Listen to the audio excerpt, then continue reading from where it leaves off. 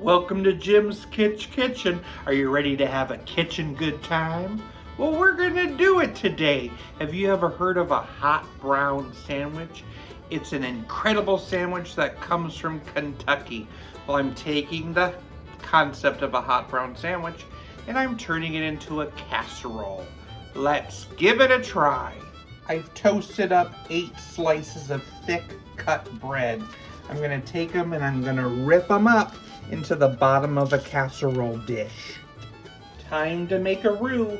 We need to melt a stick of butter. I'm stirring in about 1/4 cup of flour. You need about 1.5 cups of heavy whipping cream and 1 cup of milk. When it starts to thicken, we need 1.5 cups of sharp white cheddar added in. 1 cup of Parmesan cheese and some black pepper. Let's mix that in. That looks like a tasty roux. I've got some chopped turkey here that I'm going to pour on top. This is a great way to use that leftover turkey. Next comes that yummy roux. A few slices of cooked and crumbled bacon goes on top next. Another cup of Parmesan cheese, a couple chopped tomatoes, sprinkle on a little parsley, and some paprika.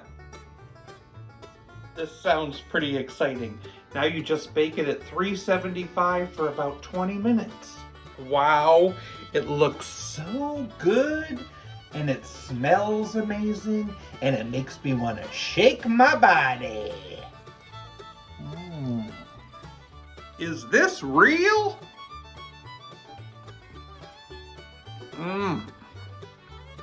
It tastes phenomenal. You gotta try this. I really hate it when people use double negatives. It's a big no-no.